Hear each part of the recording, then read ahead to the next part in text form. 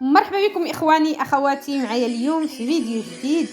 اليوم ان شاء الله غادي نديرو هذا البطبوط الرائع على الطريقه التركيه.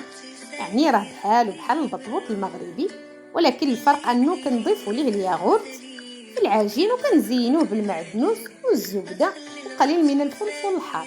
ما كيتطلب بزاف ديال المقادير وما كيتطلب مجهود كبير.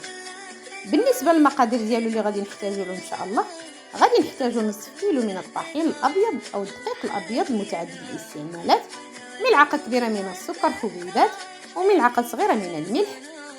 غادي نحتاجو كذلك الماء الدافي لعجن الخليط، ثم ملعقتين كبار من الياغورت الطبيعي. غادي نحتاجو كذلك الخميره الفوريه. هنا غادي نغربلو الدقيق، ضروري نغربلو الدقيق، ومن بعد غادي نبقاو نضيفوا المكونات. ضفنا الملح، غادي نضيفوا السكر، ثم غادي نضيفوا الخميره. هنا بطبيعه الحال الخميره 7 غرام ديال الخميره، ضفنا لها ملعقه صغيره من السكر حبيبات وقليل من الماء، وخليناها 5 دقائق حتى تفاعلت.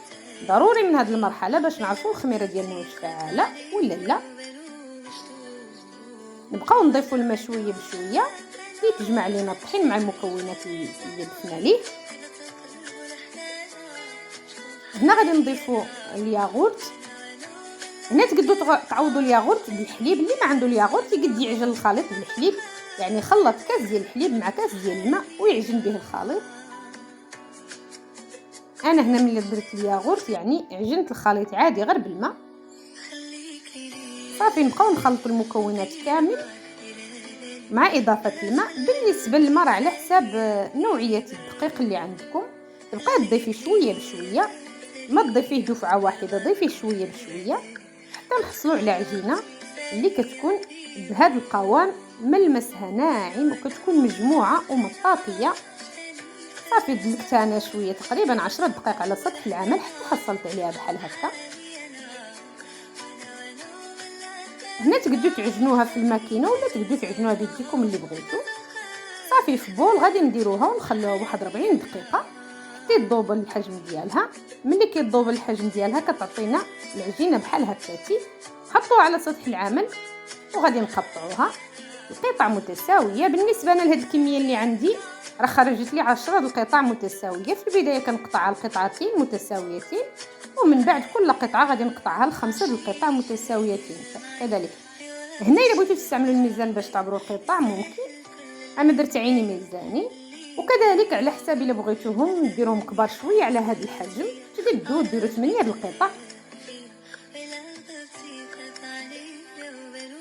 صافي كنستمروا بهذه الطريقه حتى كنكملوا القطع اللي عندنا كامل او نكملوا العجينه ديالنا كامله، ومن بعد غادي نكوروهم. نرشوا سطح العمل بالقليل من الطحين او الدقيق ونبقاو نكوروهم بهذه الطريقه. ضروري يكونوا ملسين كاملين باش ملي نعودوا كنطيبوهم ما يتقطعوا لكم في المقله، لان الا تقطعوا ما تلاوش يبغوا يتنفخوا او يتهواو من الداخل. صافي ملي كنكملوا القطع اللي عندنا كاملين غادي نطلقوهم بالمدلوك.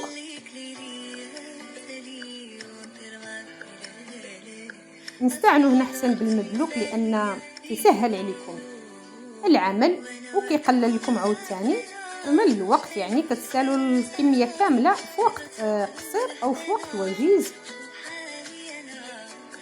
شوف بهذه الطريقه حتى كنكملوا الكميه اللي عندنا كامله، ومن بعد غادي نحطوهم شي طاوه ولا على سطح العمل وغادي نغطوهم بواحد الزويف وغادي نخلوهم. هنا ما كنحتاجوش نخلوهم يخمروا المره الثانيه، يعني غير الوقت اللي كنكونوا كنطلقوا الخبز ديالنا او القطع ديالنا نغطوهم بواحد الزويف.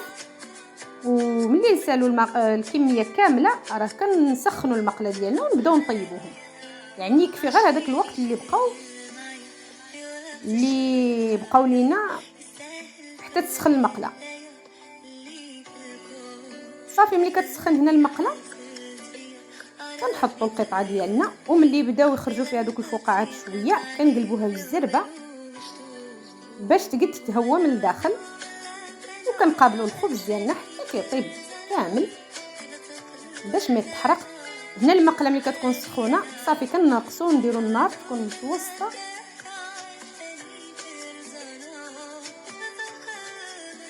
ونكملوا القطع ديالنا كاملين.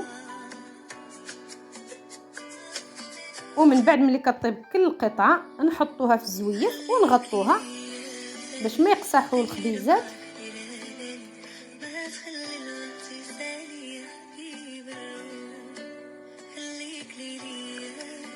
هنا فقط للتغيير كنعرفوا ان الدقيق الابيض راه الصراحه ما هو صحي، ولكن مره ما يمنع. مره في شحال انا راه ما كنديرو مثلا دائما، ولكن مره في شحال بحال هكا الانسان ينوع ما فيها حتى شي اشكال. وحتى الوليدات راه كيعجبهم.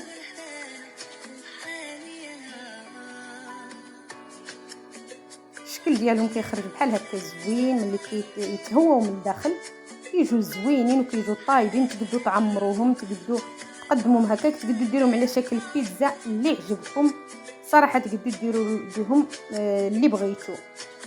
هنا ملي كيطيبوا القطع كاملين كانت تكون عندنا الزبده اللي ذوبناها كندهنوهم، وكذلك عندنا المعدنوس اللي قطعناه رقيق نرشوهم بقليل من المعدنوس او البقدونس، غادي نرشوهم بحال هكاتي. ومن بعد عاوتاني نرشوهم بقليل من الفلفل الحار. في هذه المرحله تقدروا تستغنوا على الفلفل الحار الا وليداتكم ما كيوكلوا. صافي كنمشيو بهذه الطريقه حتى كنكملوا القطع كاملين اللي عندنا وكنقدموهم بالصحه وبالراحه. نتمنىكم احبائي تجربوهم. بطبيعه الحال الا جربتوهم وعجبوكم ما تنسوني من لي لايك ديالكم كدعم منكم لقناتي، لان كاينين الناس اللي كيشوفوا الفيديوهات وما كيديروا اللايك. بطبيعه الحال الا عجبكم الفيديو ديروا لايك كدعم للقناه، وخلوا لي تعليق. واللي باقي ما مشترك في القناه يشترك في القناه باش يتوصل بجديد وصفاتنا. دمتم في رعايه الله، والى فيديو قادم بحول الله. الى اللقاء.